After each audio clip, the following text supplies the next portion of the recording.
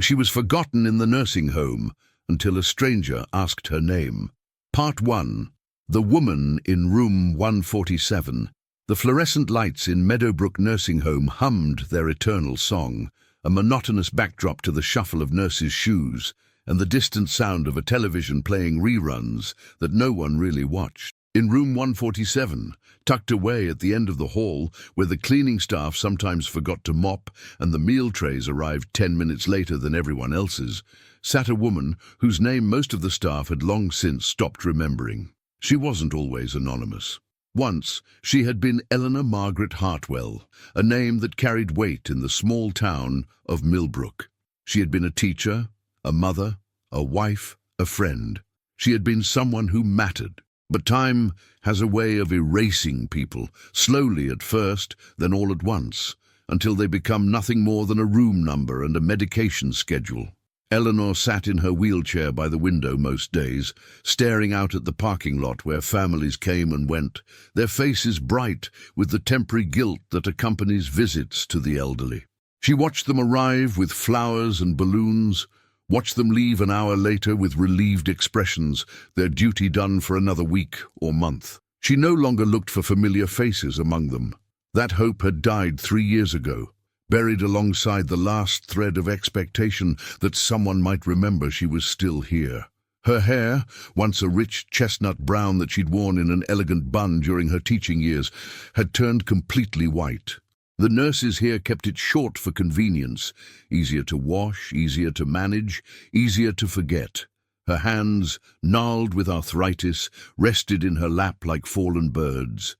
Those hands had once written thousands of encouraging notes on students' papers, had baked birthday cakes from scratch, had held her daughter's hand during thunderstorms.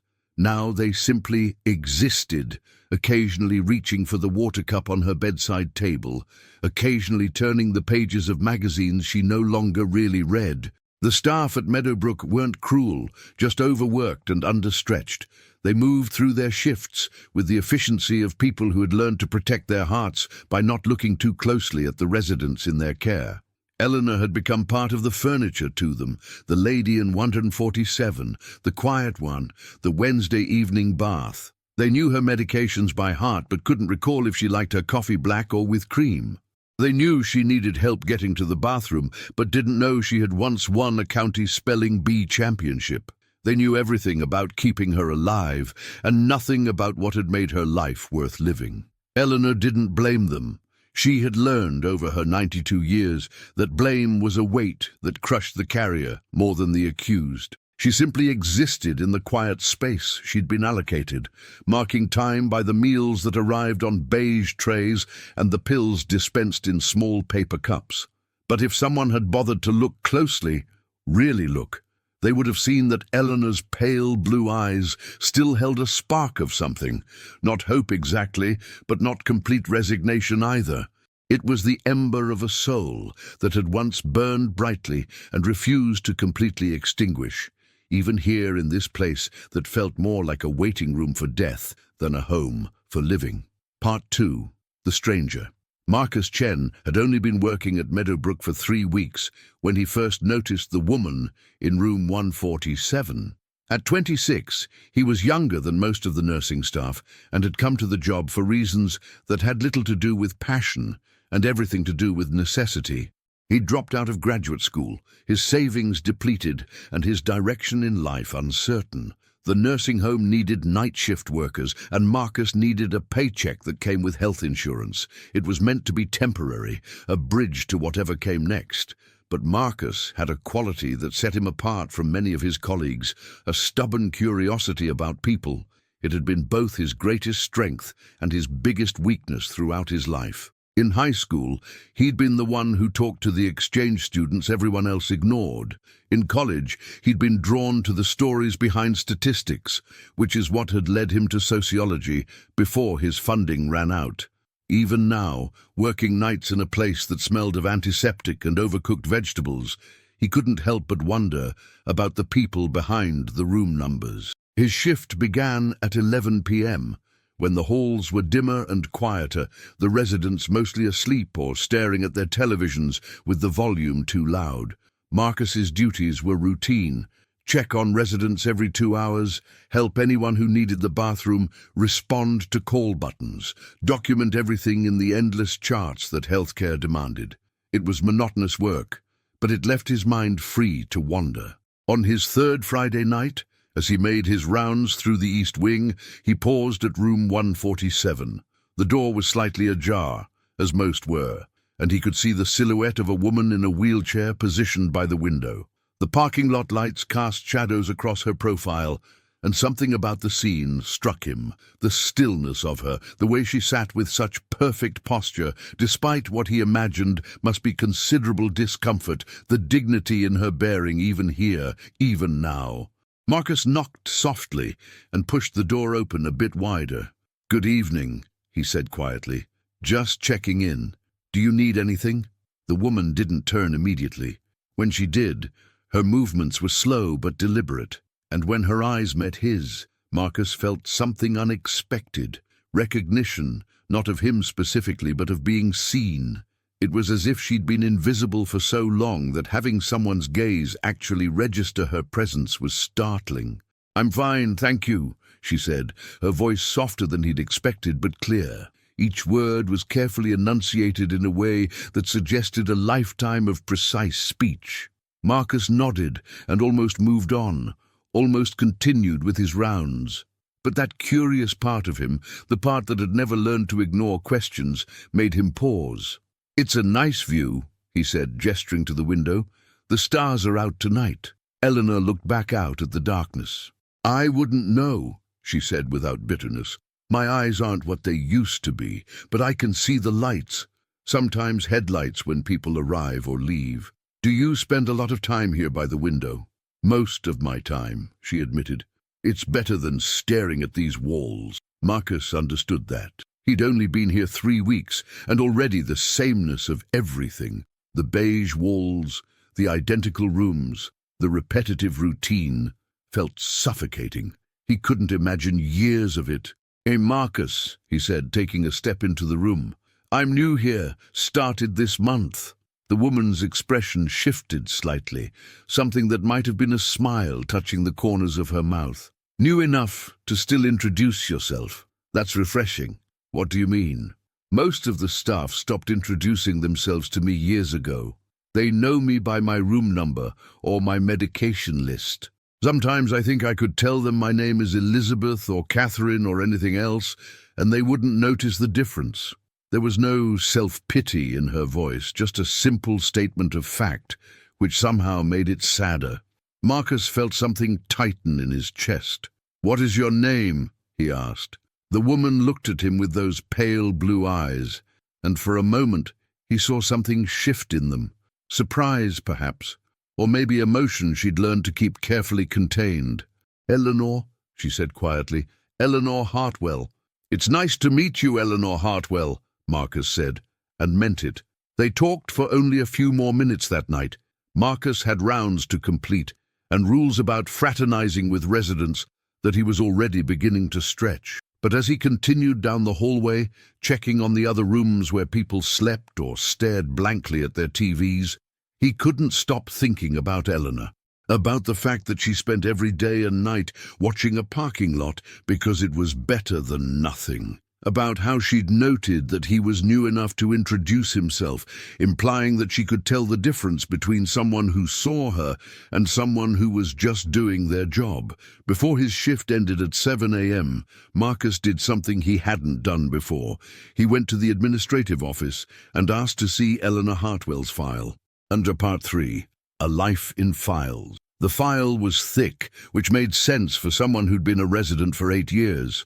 But Marcus wasn't interested in the medical records, the detailed accounts of medications and blood pressure readings and dietary restrictions. He was looking for the intake forms, the emergency contact information, the pieces of paper that might tell him who Eleanor had been before she became room 147.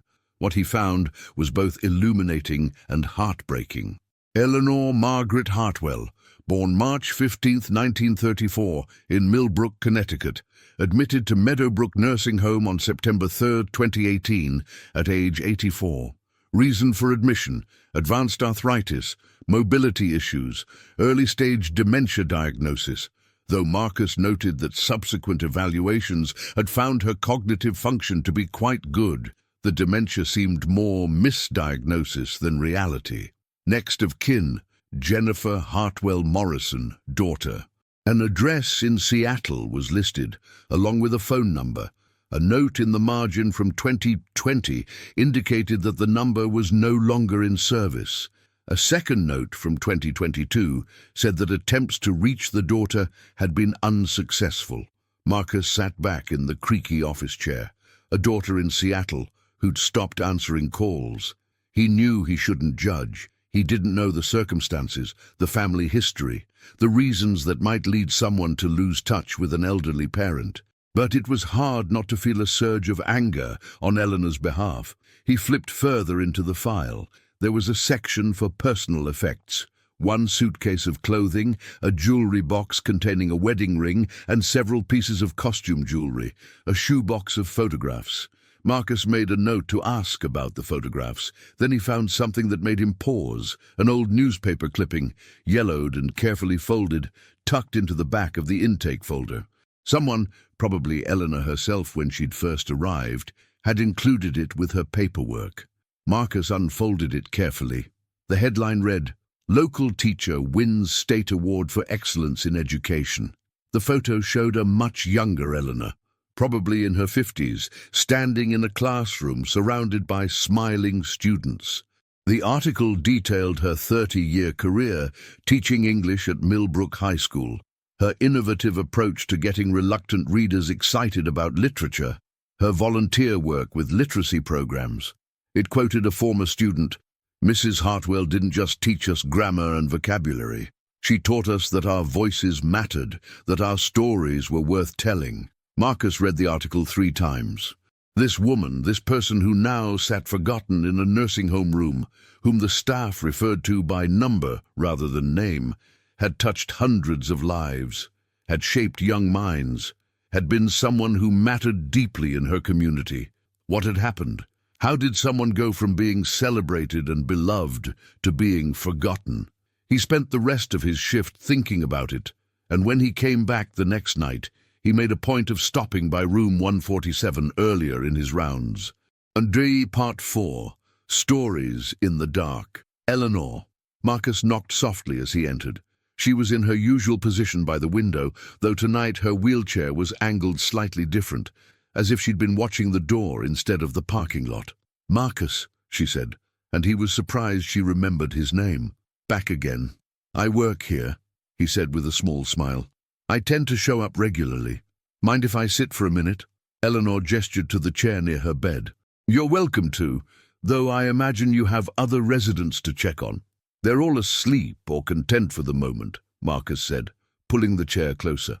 "I wanted to ask you something. I hope you don't mind. I looked at your file today. Not the medical stuff, but the intake information." He saw her stiffen slightly, her hands tightening on the arms of her wheelchair. "I see. I found a newspaper article," Marcus continued, "about you winning a teaching award. It said you taught at Millbrook High School for 30 years. Eleanor's expression softened, and she looked back out the window. 32 years, actually, she corrected quietly. "That article was from 1995. I taught until 2001. What made you become a teacher?" The question seemed to surprise her. Marcus watched as she processed it, as if no one had asked her about her life in so long that she'd almost forgotten she had stories to tell. "Books," she said finally. "It grew up poor during the Depression.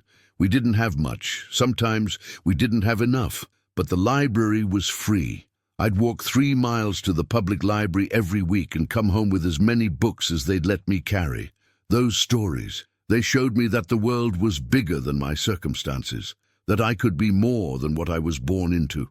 Her voice had changed as she spoke, becoming stronger, more animated. Marcus leaned forward, listening. "When I got to high school, I had an English teacher, Miss Patterson. She saw something in me, I suppose. She encouraged me to apply for college scholarships. This was unusual for a girl from my background in those days. Most of us were expected to marry young or find work in the factories, but Miss Patterson believed I could do more. She wrote letters of recommendation, helped me with my applications, even loaned me money for the application fees. And you got in? I got into the State Teachers' College on a full scholarship, Eleanor said, and Marcus could hear the pride in her voice even 6 decades later. I was the first person in my family to go to college. My mother cried when I left. I think she was scared for me, going off into a world she didn't understand. But she was proud too. So you became a teacher to pay it forward, Marcus said. To be for other kids what Miss Patterson was for you. Eleanor nodded slowly. I wanted every student who walked into my classroom to know that they mattered, that their voice had value, especially the quiet ones, the ones from difficult homes, the ones who looked at books as escape hatches rather than assignments. Those were always my favorites, though I tried never to show it. The article mentioned a former student who said you taught them their stories were worth telling. Did it? Eleanor's eyes grew distant. I wonder which student that was. I had so many over the years, hundreds of them. Sometimes I lie here at night and try to remember their names. Some come back clearly. Tommy Henderson, who couldn't sit still but wrote the most beautiful poetry. Sarah Chen, who was terrified of public speaking until we found the right piece for her to read aloud. Marcus. She paused, looking at him with sudden focus. That's your name too? Yes. I had a student named Marcus Williams. Smart as a whip, but convinced he was stupid because he had dyslexia, and the system had failed him.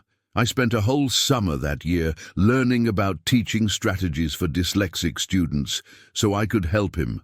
When he graduated, he gave me a card that said I was the first teacher who made him feel like he wasn't broken.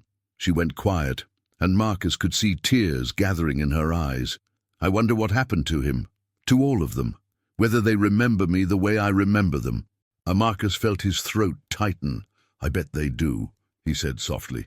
Teachers like you, the ones who really see their students, those are the ones people carry with them their whole lives. They sat in companionable silence for a moment, the only sound the distant beeping of a call button being answered somewhere down the hall. Can I ask you something else? Marcus ventured. Eleanor nodded. The file said you have a daughter, Jennifer, but the contact information is old and she doesn't visit, Eleanor finished for him. Her voice had gone flat again, carefully neutral. You want to know why? Only if you want to tell me. Eleanor was quiet for so long that Marcus thought she might not answer. When she finally spoke, her words came slowly, as if she was picking through a minefield of memories. Jennifer is my only child, she began. I had her late. I was 38, which was quite old for a first-time mother in those days. My husband Richard and I had tried for years before that. We'd almost given up hope. When Jennifer arrived, she was everything. Our miracle. Eleanor's hands twisted together in her lap. But I was also a teacher. I loved my work. I loved my students. And I think Jennifer grew up feeling like she had to share me with hundreds of other children, that she wasn't enough for me, that I loved teaching more than I loved being her mother. Was that true? No, Eleanor said firmly, then hesitated. Or maybe it was, in some ways. I don't know anymore. I tried to be a good mother. I went to her school events, helped with her homework, was there for dinner every night. But my mind was often elsewhere, thinking about lesson plans or worrying about struggling students. And Jennifer could tell. Children always can. What happened? The usual adolescent rebellion, amplified by resentment. We fought constantly when she was a teenager. She accused me of caring more about other people's children than my own. I told her she was being selfish and ungrateful. All the terrible things parents and children say to each other when they're both hurting and don't know how to bridge the gap. Eleanor paused, her breathing a bit heavier. She left for college and barely came home. Got married to a man we met exactly twice before the wedding, moved to Seattle, had 2 children, my grandchildren, who I've seen perhaps 10 times in their entire lives. We spoke occasionally, stilted conversations where we both pretended everything was fine, and then what? Then Richard died.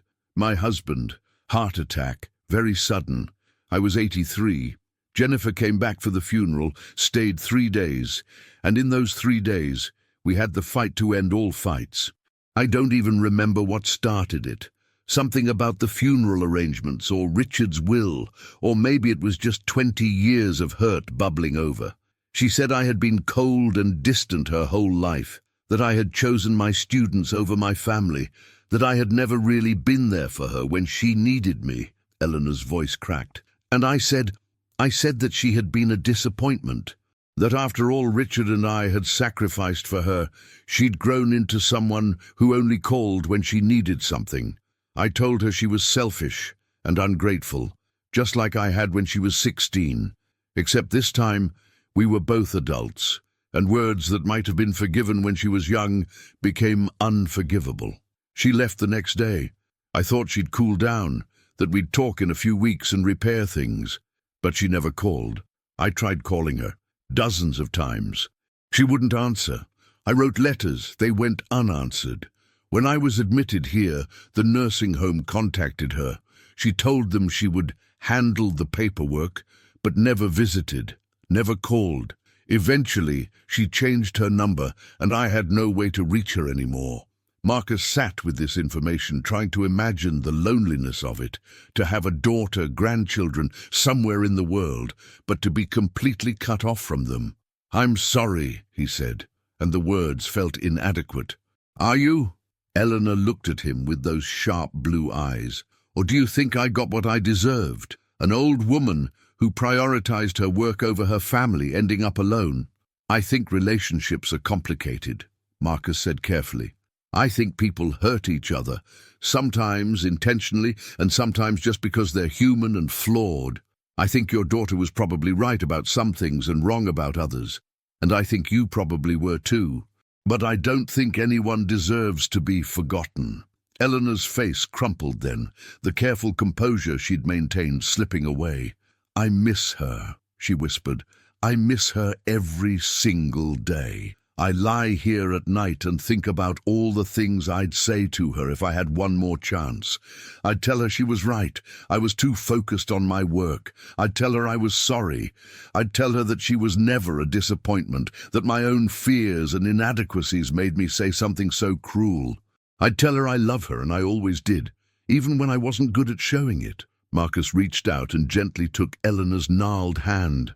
"Maybe it's not too late," he said. "It's been 8 years. So?" Eleanor gave a wet laugh. "So I'm 92 years old. I don't have her current contact information.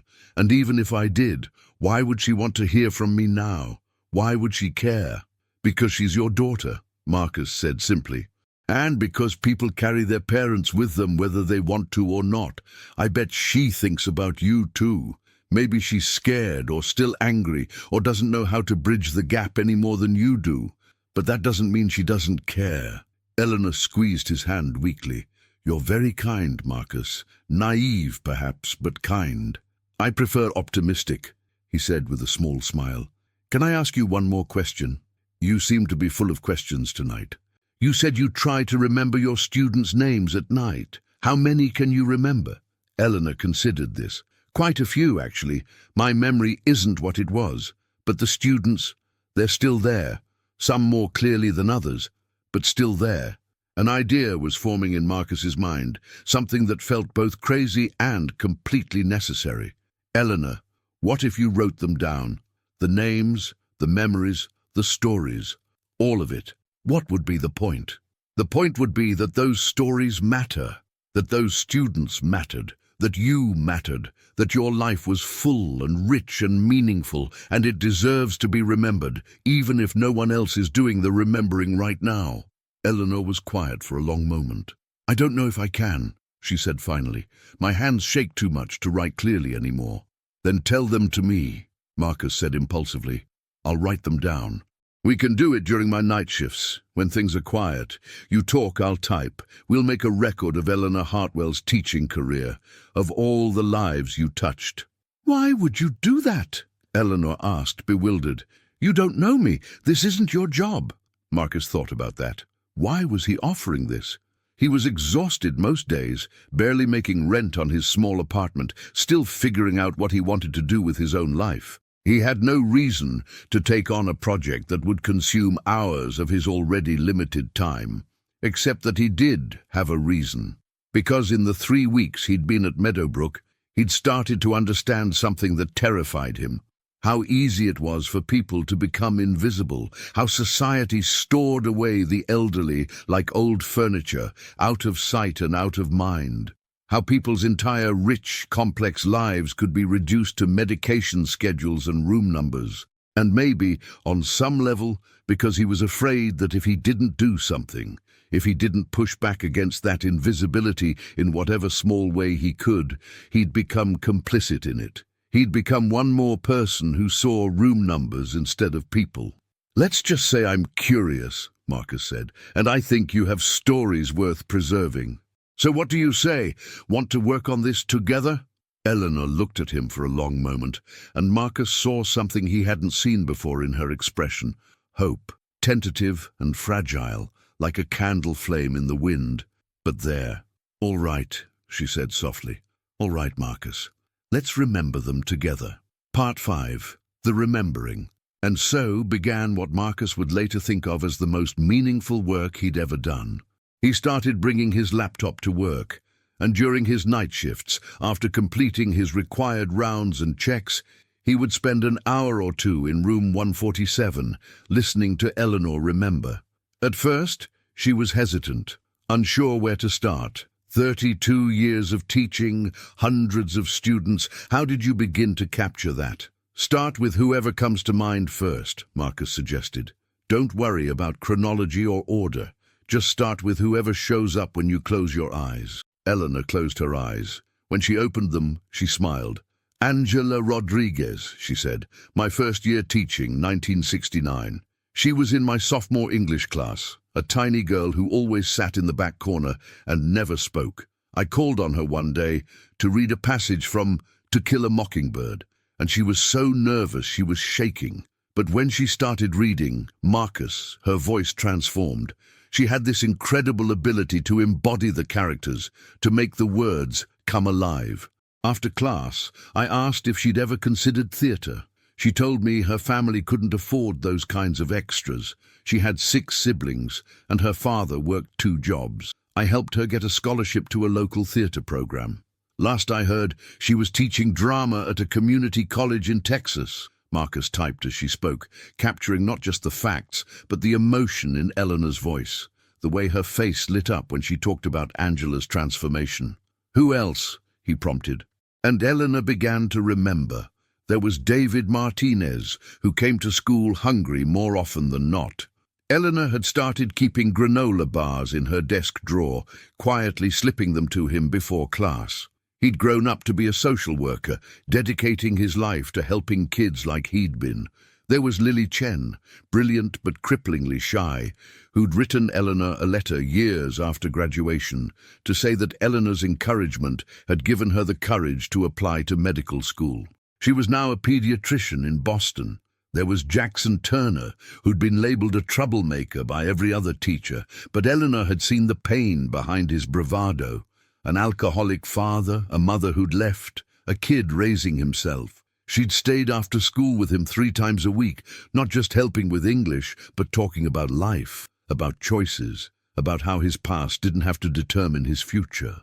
He'd joined the military after high school, found structure and purpose there, and had sent her a card from his first deployment, thanking her for believing in him.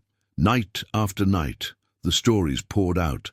Some made Eleanor laugh, like the time Timothy Walsh had smuggled a frog into class, and it had escaped during a discussion of Shakespeare, leading to 15 teenagers chasing a terrified amphibian around the room, while Eleanor pretended to be stern, but was secretly delighted by their joy.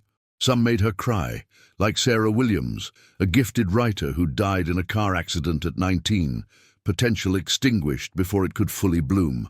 Marcus typed them all, staying long past the end of his shift sometimes, captivated by these glimpses into lives he'd never know. Eleanor's memory was remarkable. She could recall not just names, but faces, personalities, the specific challenges each student had faced, and the small victories they'd achieved. "How do you remember so much?" Marcus asked one night, amazed. Eleanor smiled. "Because they mattered to me. Each one was a whole person with dreams and fears and potential. When you really see someone, Marcus, when you look at them not as a task to complete, but as a human being worthy of attention, you remember, they leave an imprint." As the weeks passed, something remarkable happened. Eleanor began to change. The change was subtle at first. She held herself a bit straighter in her wheelchair. Her voice grew stronger when she spoke. The defeated slump in her shoulders gradually disappeared. Remembering, Marcus realized, was giving her back a piece of herself that had been lost. But it wasn't just Eleanor who was changing. Word had gotten around the nursing home that Marcus was spending extra time in room 147. Some of the other staff made quiet comments, suggesting he was playing favorites, that it wasn't fair to give one resident so much attention. Marcus ignored them, but he also started making a point of actually talking to other residents too. Not just completing tasks, but asking them questions, learning their names, their histories. He talked to Margaret in room 152, who'd been a journalist and had covered the civil rights movement. He talked to William in room 139, a Korean War veteran who still woke with nightmares, but had never talked about it with anyone. He talked to Rosa in room 144, who'd immigrated from Mexico at 16 and had built a successful catering business from nothing. Each of them had stories. Each of them had been someone before they became a room number. And each of them, Marcus noticed, seemed to sit a little taller after someone had bothered to ask. Part 6, The Discovery. It was November when things shifted. Marcus had been working at Meadowbrook for 3 months, and the document he and Eleanor had been creating, a compilation of her memories and stories, had grown to over 100 pages. They'd developed a comfortable rhythm. Marcus would arrive at 11 p.m., do his initial rounds, then settle into Eleanor's room around midnight with his laptop. They'd work until 2 or 3 in the morning, only interrupted by occasional needs from other residents. On this particular night, Eleanor seemed more energized than usual. "I remembered someone today," she said as soon as Marcus entered. "Someone I hadn't thought about in decades. Rebecca Hartley, no relation, though we joked about it because of the similar last names. She was in my class in 1987, my 18th year teaching." "Tell me about her," Marcus said, pulling up his laptop. Rebecca was struggling. Not academically, she was smart enough, but she was going through something. I noticed she'd started wearing long sleeves even in warm weather, that she'd become withdrawn. This was before we had formal protocols for these things, but I was worried about her. I asked her to stay after class one day, and she broke down, told me things were hard at home, that she was hurting herself, that she didn't know how to make it stop. Eleanor's voice grew soft. "I didn't know what to do. This was before we had counselors in every school, before mental health was something we talked about openly. But I knew I couldn't just send her home and do nothing. So I called her parents. They were horrified. They'd had no idea. Rebecca was furious with me at first, felt like I'd betrayed her trust. But her parents got her help, real help, therapy, medication, support. Did things get better for her? Eventually. It took time. She graduated, went to college. And then, about 10 years later, I got a letter from her. She told me she'd become a therapist, that she wanted to help other kids who were struggling the way she had. She said that my intervention, calling her parents even though she'd been angry, had saved her life, that if I hadn't acted she wasn't sure she'd still be here. Eleanor looked directly at Marcus. She said she'd spent years thinking about how to thank me. And do you know what she did? She named her daughter after me. Eleanor Rebecca Hartley sent me a birth announcement with a note that said, "This is how I say thank you, by giving my daughter the name of the woman who saved my mother." Marcus stopped typing. "Eleanor, that's incredible." "Is it?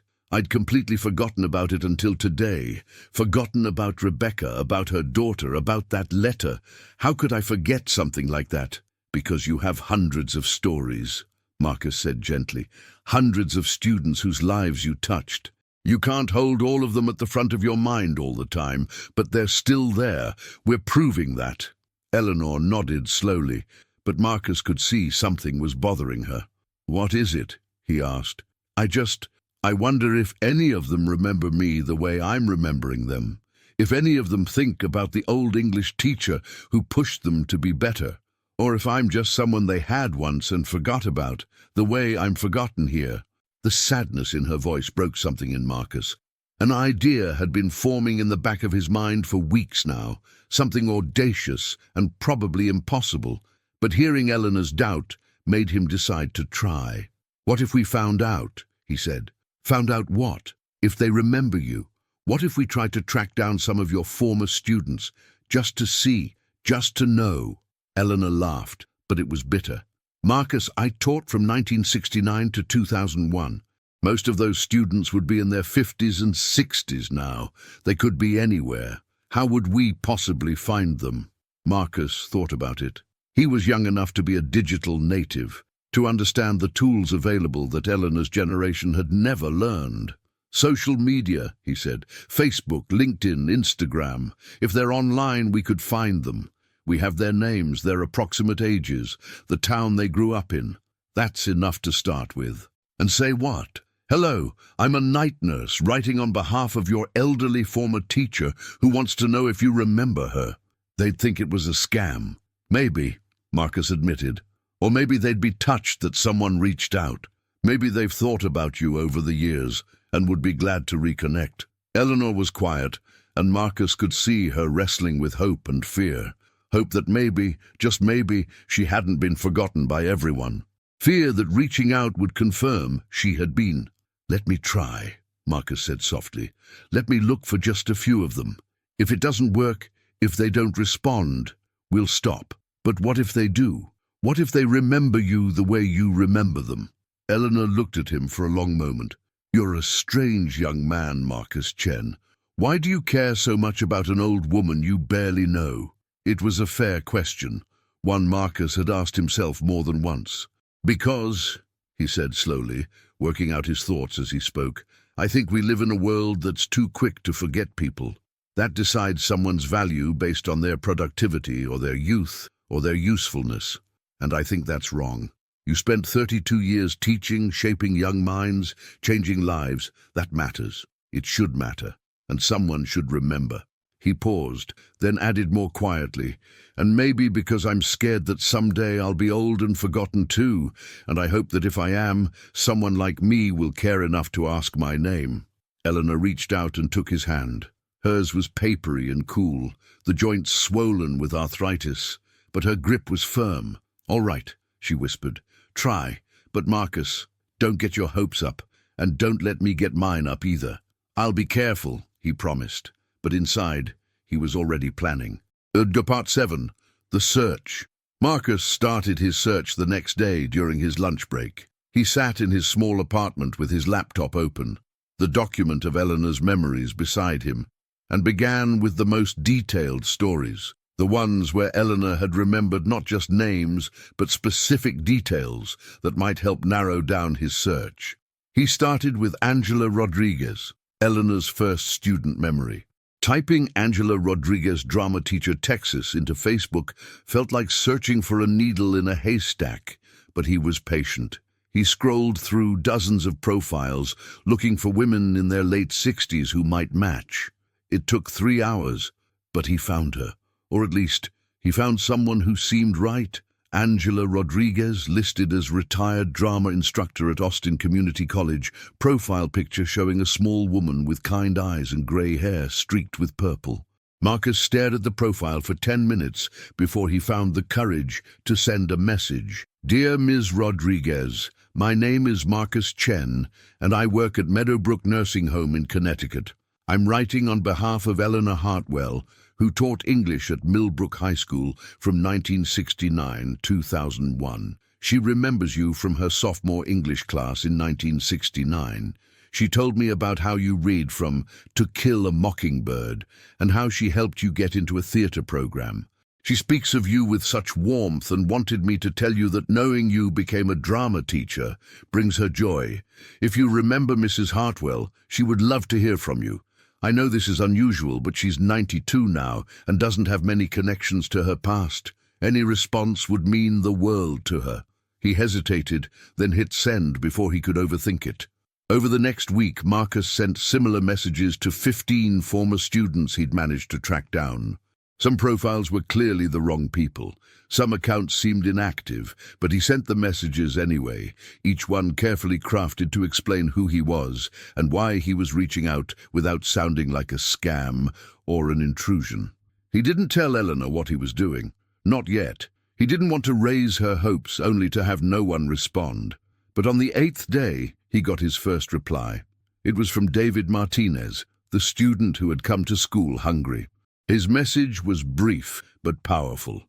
"Marcus, I can't believe you found me. Mrs. Hartwell saved my life. I think about her all the time. Please tell her David Martinez remembers her and that everything I do in my work now is because she showed me what it meant to really see someone who's struggling. I'd love to write to her if she's open to that." Marcus stared at the message, his eyes burning. He immediately wrote back with Eleanor's address at the nursing home, then sat back in his chair, overwhelmed by the weight of what this might mean. The responses started coming in slowly at first, then faster. Not everyone replied. Many messages went unanswered, lost to inactive accounts or people who'd moved on and forgotten. But enough replied to matter.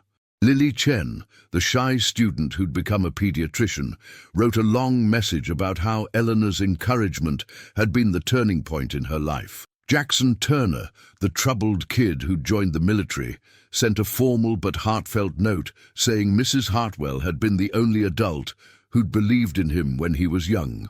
And then Angela Rodriguez called the nursing home directly.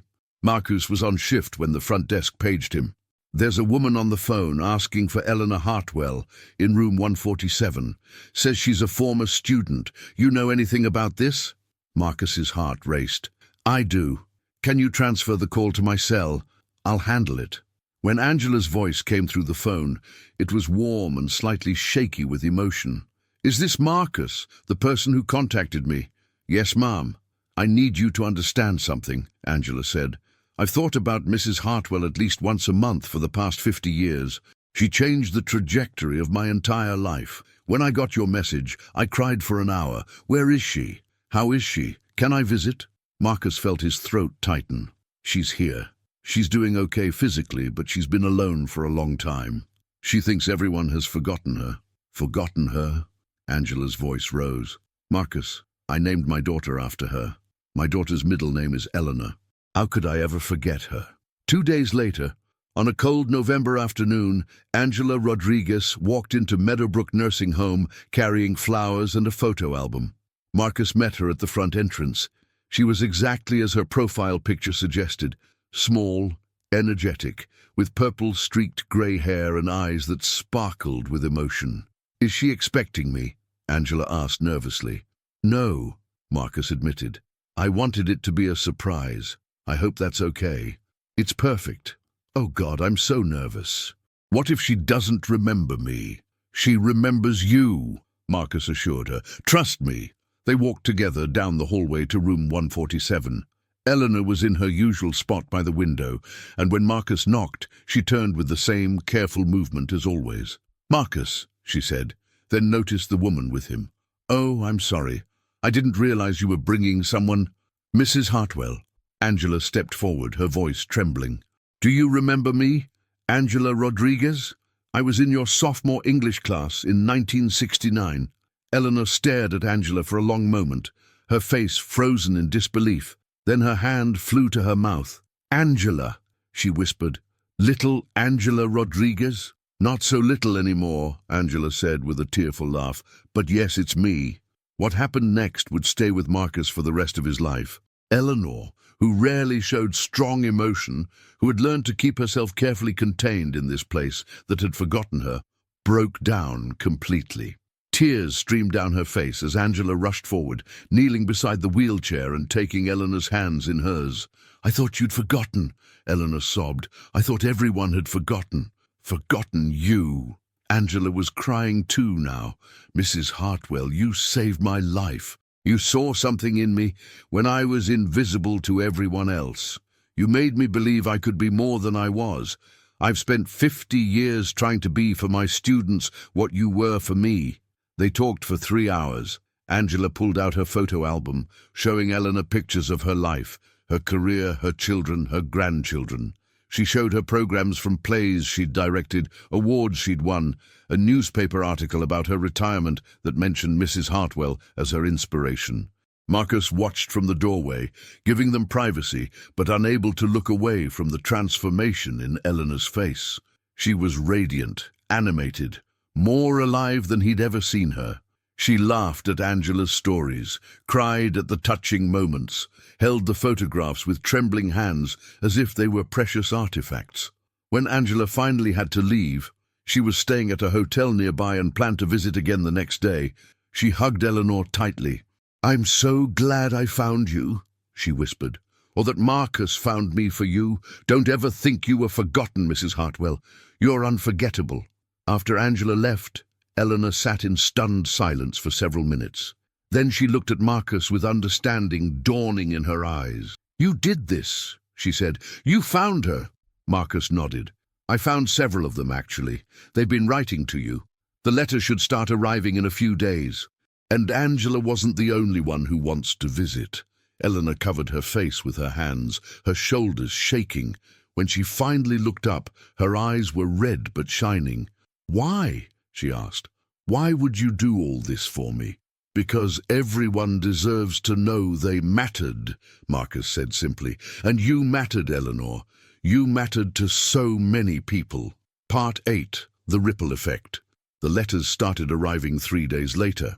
The nursing home staff, who had long since stopped paying much attention to room 147, suddenly found themselves delivering stacks of mail to Eleanor Hartwell. Cards, letters, packages, all addressed to the woman they'd been calling the quiet one in 147 for years. Marcus watched as Eleanor opened each one with shaking hands, reading aloud to him during his night shifts. David Martinez sent a card with a long letter about how he'd become a social worker specializing in food insecurity because Eleanor had taught him what it meant to truly see someone's needs. Lily Chen sent photos of her 3 children and a letter explaining that she'd become a pediatrician because Eleanor had encouraged her to dream bigger than she'd ever thought possible. There was a letter from Timothy Walsh, the student with the frog, who was now a biology professor at a state university. He sent a picture of himself holding a frog in his lab with a note, "Still causing trouble with amphibians, but now I get paid for it. Thank you for seeing past the troublemaker to the curious kid underneath." Jackson Turner, the military veteran, sent a formal letter on military letterhead. He'd made it to Master Sergeant before retiring and now worked with at-risk youth. "You showed me that my past didn't have to be my future," he wrote. "I try to show other kids the same thing every day." But the letter that affected Eleanor most came from Rebecca Hartley, the student who had been self-harming and whom Eleanor had helped get into therapy. The envelope was thick, and when Eleanor opened it, several photographs fell out. Marcus picked them up. They showed a young woman, maybe 30 years old, with dark hair and a bright smile. In one photo, she was holding a diploma. In another, she was standing in what looked like a therapist's office. In the last one, she was holding a baby. "Dear Mrs. Hartwell," Eleanor read aloud, her voice shaking. "My mother told me you reached out trying to find former students. I wanted to write to you myself, to tell you what you mean to our family. You see, I'm Eleanor Rebecca Hartley, the daughter my mother named after you. I've grown up hearing the story of how you saved my mother's life when she was 17, how you cared enough to intervene even when it made you uncomfortable, even when my mother was angry at you for it." Eleanor paused, wiping her eyes before continuing. "My mother always said that if you hadn't acted, if you hadn't called her parents despite her anger, I wouldn't be here. She wouldn't have survived long enough to have me. So I wanted to thank you, not just for saving her life, but for giving me mine. The baby in the photo is my daughter. We named her Margaret Eleanor. Margaret after my husband's mother, and Eleanor after you. You're in 3 generations of our family now, Mrs. Hartwell. How could we ever forget you? Eleanor couldn't finish reading. She clutched the letter to her chest and wept, deep, wrenching sobs that seemed to come from somewhere ancient inside her. Marcus sat beside her, his hand on her shoulder, letting her cry.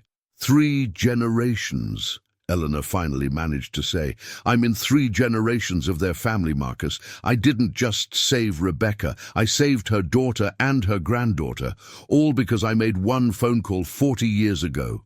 That's the thing about teaching, Marcus said softly. You never really know the full impact. It ripples out in ways you can't see, touching lives you'll never meet, but they're still touched, still changed.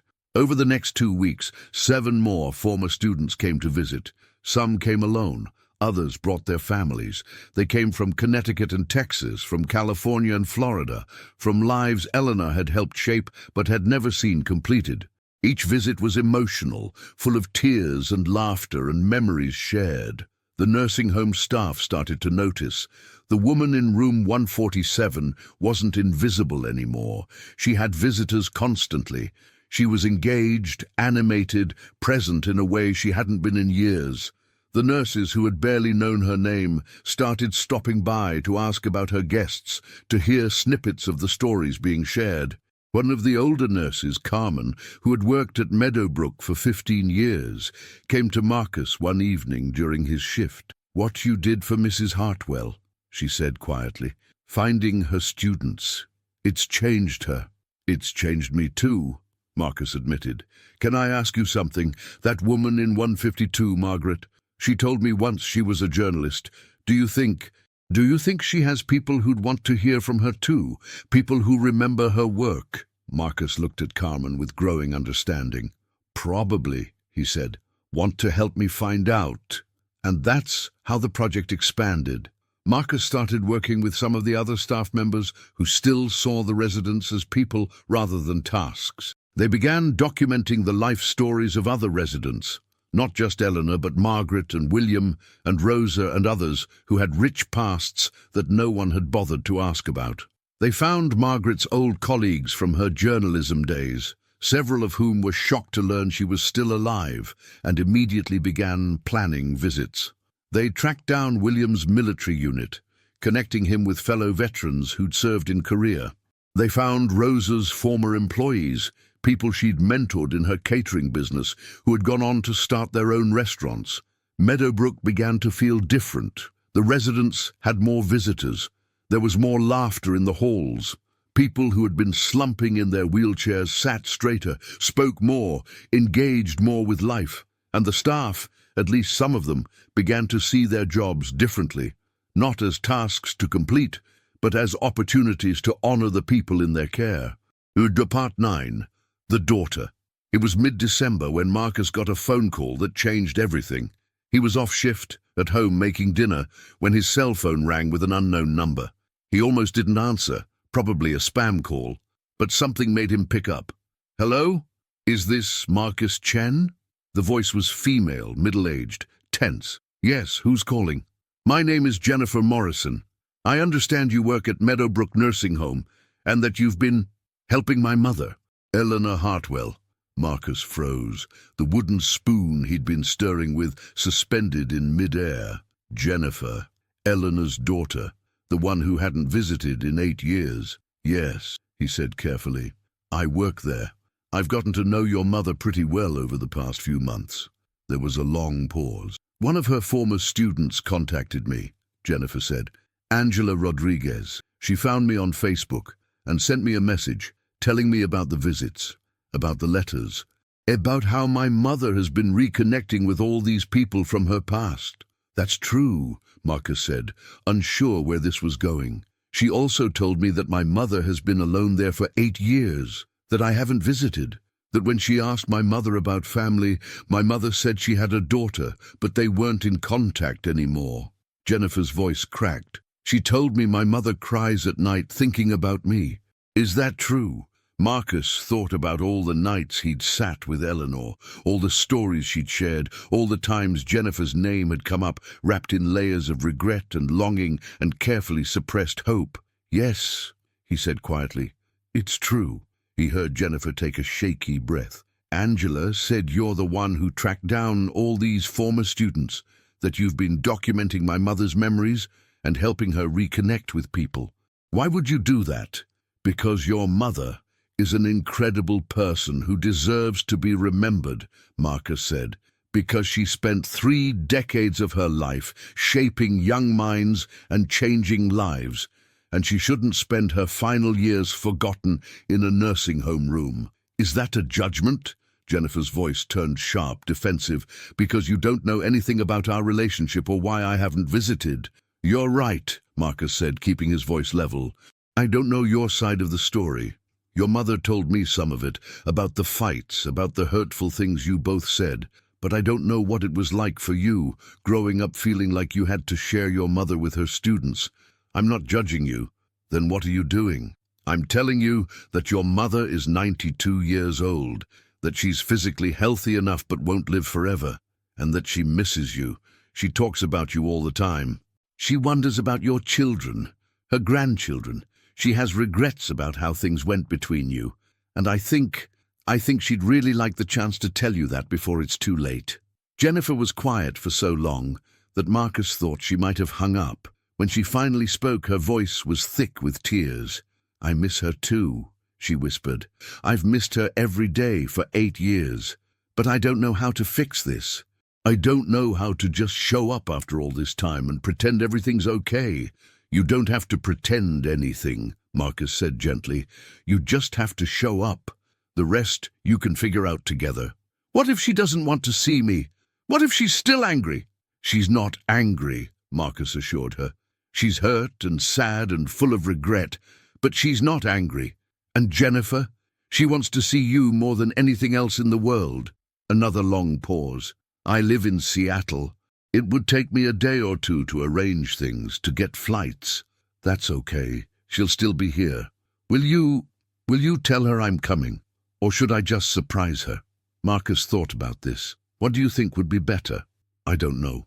What if I tell her I'm coming and then lose my nerve? I've done that before, you know. Bought plane tickets and then cancelled them at the last minute. 3 times in the past 8 years I've almost come." "Then don't tell her," Marcus said. "Come first, get here, and then we'll figure it out. But Jennifer, don't lose your nerve this time. Whatever happened between you two, whatever was said, it can't be worse than this silence. It can't be worse than both of you spending years missing each other but being too scared or proud to reach out." "You really care about her," Jennifer said, and it wasn't quite a question. "I do. She's become important to me, and I think you're important to her. So yes, I care." "I'll be there in 3 days," Jennifer said, and Marcus could hear the determination in her voice, fighting with the fear. "December 18th. I'll call you when I land." "I'll be here," Marcus promised. Part 10. The Reunion. Marcus didn't tell Eleanor about the phone call. He thought about it constantly over the next 3 days, whether he should prepare her, whether surprising her was cruel or kind. But ultimately, he decided that if Jennifer lost her nerve again, if something happened and she didn't come, he didn't want Eleanor to experience that disappointment. So he went about his shifts as normal, sitting with Eleanor during the quiet night hours, listening to more memories, adding to the ever-growing document that had become a testament to a life well lived. Eleanor seemed happier than she'd been in years, surrounded by letters and cards from former students, energized by the visits that continued to trickle in. On December 18th, Marcus worked the day shift instead of his usual nights. He'd switched with a colleague so he could be there when Jennifer arrived. He was nervous, constantly checking his phone, wondering if she'd really come. At 2 p.m. his phone buzzed. "I'm here, in the parking lot. I can't do this." Marcus immediately called her. "Yes, you can. What if it goes badly? What if we fight again? What if I make things worse? Or what if it goes well?" Marcus countered. "What if this is the moment both of you have been waiting for? Jennifer, you came all the way from Seattle. You're in the parking lot. You're so close. Don't turn back now." He heard her taking deep breaths. "Will you be there when I go in?" "If you want me to be. Please." Marcus met her at the entrance 10 minutes later. Jennifer was tall and slender, with grey-streaked brown hair pulled back in a ponytail. She looked exhausted, from travel, from stress, from 8 years of carrying grief and regret. She was clutching a small, wrapped package. "Is that for her?" Marcus asked, gesturing to the gift. Jennifer nodded. "Photo albums, pictures of my kids, her grandchildren, over the years, all the moments she missed. I don't know if it's cruel to show her what she's missed, or kind to show her they existed." "It's kind," Marcus said firmly. "It's showing her that even though you weren't talking, her family grew and thrived. That's a gift." They walked together through the halls of Meadowbrook. Jennifer kept slowing down, hesitating. "What if she hates me?" she whispered when they were steps from room 147. "She doesn't hate you," Marcus assured her. "She loves you. She's always loved you." He knocked on the door and pushed it open. Eleanor was at the window as usual, but today she had a book in her lap, one of the letters she'd received. Marcus realized that she was rereading. "Marcus," she said, turning with a smile, "I didn't expect you during the day shift. Did you switch?" She stopped mid-sentence, her eyes landing on the woman standing behind Marcus. The book slid from her lap to the floor. Her hand rose to her mouth, trembling violently. "Jennifer," she whispered, as if saying the name too loudly might make the vision disappear. "Hi, Mom," Jennifer said, and her voice broke completely on the last word. For a moment, neither of them moved. Then Eleanor held out her arms, those gnarled, arthritis-twisted arms, and Jennifer rushed forward, falling to her knees beside the wheelchair and burying her face in her mother's lap. They both sobbed, deep, wrenching cries that sounded like grief and relief mixed together. Eleanor's hands shook as she stroked Jennifer's hair, her own tears falling into her daughter's grey-streaked locks. "I'm so sorry," Jennifer kept saying. "I'm so sorry, Mom. I was so angry and so stupid, and I wasted so much time." No, I'm sorry," Eleanor interrupted. "I said terrible things. I was a terrible mother." "You weren't." "I was. I prioritized my work over you. You were right about that. You were right about so much, and I was too proud and too hurt to admit it." Marcus quietly backed out of the room, pulling the door mostly closed to give them privacy. He sat in the hallway and found he was crying too, for the years they'd lost, for the pain they'd both carried, for the moment of healing happening on the other side of that door. They talked for hours. Marcus checked on them periodically, bringing water and tissues and eventually dinner trays that went mostly untouched. Through the partially open door, he could hear their voices, sometimes raised in the passion of old arguments being aired again, but without the venom this time, sometimes laughing through tears at shared memories, sometimes quiet with the comfortable silence of people who know each other deeply. Jennifer showed Eleanor the photo albums, pictures of her grandchildren at various ages, school plays and sports games and graduations. Eleanor touched each photo reverently, asking questions about the people her grandchildren had become. "They ask about you sometimes," Jennifer admitted. "They know they have a grandmother. I've told them we're not in contact, but never explained why. How do you explain something like this to children?" "What are their names?" Eleanor asked softly. "Michael and Sarah. Michael is 18 now, about to start college. Sarah is 15, all attitude and big dreams. They're good kids. They turned out so much better than their mother did." "Their mother turned out just fine," Eleanor said firmly. "She's strong and successful and raised 2 children while managing a career. She did exactly what I always hoped she'd do. She made her own life. I just wish I could have been part of it." "You can be now," Jennifer said, "if you want to be. I know I don't deserve another chance after 8 years, but—" "Don't say that," Eleanor interrupted. "Don't say you don't deserve it. We both made mistakes. We both let pride and hurt keep us apart. But you came back, Jennifer. You came all the way from Seattle. That took courage." "Marcus called me," Jennifer admitted. "Well, actually, one of your former students found me and told me what he'd been doing. about the project, about tracking down all these people from your past, and I realized I'd let you disappear from my life the same way you disappeared to everyone else, and I couldn't bear it anymore." They talked until late into the night, making up for 8 years of silence. Jennifer made a phone call to Seattle, video chatting with her children so Eleanor could see her grandchildren for the first time in nearly a decade. The teenagers were awkward at first, but warmed up when Eleanor asked them about their interests and dreams with the same genuine curiosity she'd once brought to her classroom. When Jennifer finally left, she'd booked a hotel room nearby and planned to stay for a week. Eleanor was transformed. She glowed with a happiness Marcus had never seen in her. "Thank you," she said to Marcus when he came in for his night shift. "Thank you for bringing her back to me." "I didn't do anything," Marcus protested. "She chose to come." "But you made it possible. You found my students and they found her. You reminded everyone, including Jennifer, that I'm still here. Still worth remembering, still worth visiting." She reached out and took his hand. "Marcus, do you know what the greatest gift of teaching is? It's not the awards or the recognition. It's knowing that you mattered to someone, that your presence in the world made a difference. I spent 8 years in this place thinking maybe I hadn't mattered after all, that my life had been a waste. But you showed me that wasn't true. You gave me back my story. You gave me back my daughter. How do I ever thank you for that?" Marcus squeezed her hand gently. "You live, Eleanor. You enjoy whatever time you have left. You build a new relationship with Jennifer and your grandchildren. You keep writing letters to your students. You keep telling your stories. That's how you thank me, by proving that it's never too late for a life to matter again." Epilogue. 6 months later, it was a warm June morning when Marcus received an invitation in the mail.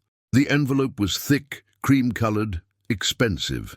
Inside was a formal invitation. "You are cordially invited to celebrate the life and career of Eleanor Margaret Hartwell, former English teacher, Millbrook High School, 1969 to 2001. A reception will be held on Saturday, June 24th, 2026, at the Millbrook Community Center, 2 to 5 p.m. Below the formal text, someone, Eleanor, he recognized the shaky handwriting, had added, "Marcus, you have to come. This is all because of you."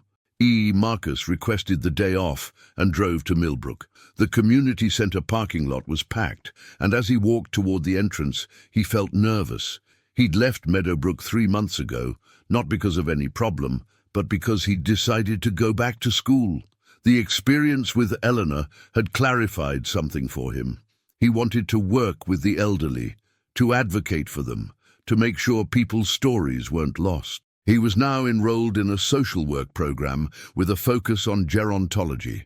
He'd kept in touch with Eleanor through letters and occasional phone calls, but he hadn't seen her in person since his last shift at the nursing home. He knew Jennifer had moved her mother out of Meadowbrook, not to Seattle. Eleanor had wanted to stay near the town where she'd taught, but to a nicer assisted living facility where she had her own apartment and much more independence. The community center was transformed. Tables were covered with displays, yearbooks from Eleanor's teaching years, photographs of students, copies of essays and letters she'd received. A slideshow played on a large screen, showing Eleanor through the decades, as a young woman starting her teaching career, middle-aged and confident in her classroom, elderly but dignified receiving her retirement tribute. But most impressive was the crowd. Easily 200 people filled the space, and as Marcus worked his way through, he started recognizing faces. Angela Rodriguez was there with her family. David Martinez was talking animatedly with Lily Chen.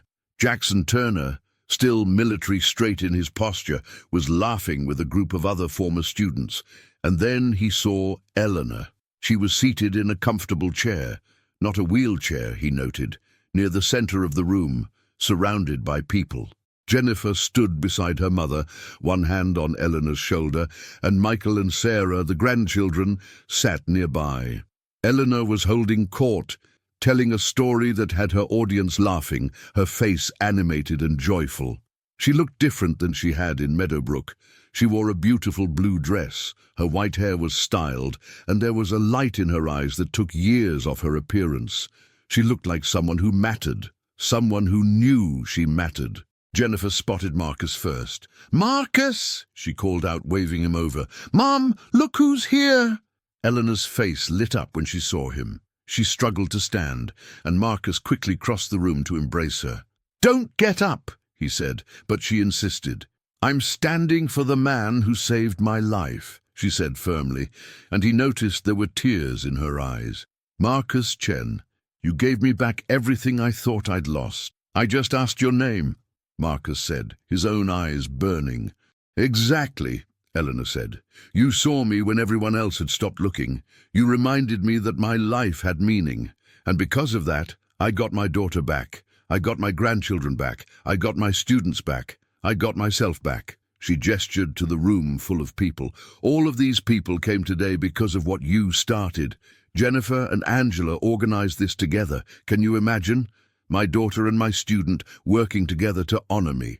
There are former students here I haven't seen in 40 years. There are people who drove from across the country, all because one young man working a night shift at a nursing home decided that an old woman's name was worth learning." The reception was beautiful. Person after person stood up to share stories about Mrs. Hartwell, how she'd changed their lives, inspired their careers, helped them through difficult times. Marcus heard stories he'd never heard before, adding to the already thick document of Eleanor's memories. But the most powerful moment came when Jennifer stood up to speak. She was nervous, her hands shaking as she held her notes. "My mother was an incredible teacher," Jennifer began. "But for a long time, I resented that. I felt like she gave her best self to her students, and I got what was left over. We had a terrible fight 8 years ago, and after that we didn't speak. I convinced myself I was justified in my anger, that she'd chosen her career over her family, and I was right to cut her out of my life." Jennifer's voice wavered. "But then Marcus found my mother's students. He helped her reconnect with the people whose lives she'd touched, and one of those students reached out to me. She told me that my mother was in a nursing home, alone, forgotten by almost everyone, and I realized something. I had done the exact same thing I'd accused my mother of. I had put my pride and my hurt feelings ahead of my family. I had chosen to be right instead of choosing to be connected." She looked at Eleanor with tears streaming down her face. "Mom, I wasted 8 years being angry when I could have been grateful. Grateful that I had a mother who was passionate about making the world better. Grateful that I had a role model who showed me what it meant to dedicate yourself to something meaningful. Grateful that I was raised by someone who taught me, even if she didn't always do it perfectly, what it meant to really see people." Jennifer turned to address the crowd. "My mother wasn't perfect. She made mistakes. She prioritized her work in ways that hurt me sometimes. But you know what? She also touched hundreds of lives. She made the world better. And I'm done being angry about it. I'm ready to just be proud." The room erupted in applause. Eleanor was openly crying, and Jennifer rushed to her, kneeling beside the chair and holding her mother while they both wept. Later, as the reception was winding down, Marcus stood with Eleanor and Jennifer on the community center's patio, watching the sunset over Millbrook. "I'm moving to Connecticut," Jennifer announced suddenly. "I've been offered a position at a company here, and Michael's starting at Yale in the fall anyway. It's only an hour away." Sarah's not thrilled about leaving her friends, but she'll adjust. "I want to be close to Mom. We've lost enough time." "You don't have to do that," Eleanor protested, but Marcus could see the hope in her eyes. "I want to," Jennifer said firmly. "Besides, someone needs to help you with all these letters you keep getting. Angela told me you're still in touch with 40 former students, and the number keeps growing." Eleanor laughed. "It's true. I've become quite the correspondent in my old age. Who knew retirement would be so busy?" They stood in comfortable silence for a moment, watching the sky turn pink and gold. "Marcus," Eleanor said softly, "Jennifer told me you're back in school, studying social work." "I am. You inspired me. I want to work with the elderly, to make sure people's stories don't get lost, to make sure people are seen." "You're going to be wonderful at it," Eleanor said. "You have the gift, The same gift that made me a good teacher. You see people, really see them. Not what they can do for you or what category they fit into, but who they actually are. She reached out and took his hand. Promise me something. Anything. Promise me you'll keep asking people their names. Keep looking for the stories. Keep reminding people that they matter. The world needs more of that. It needed it when I was teaching, and it needs it even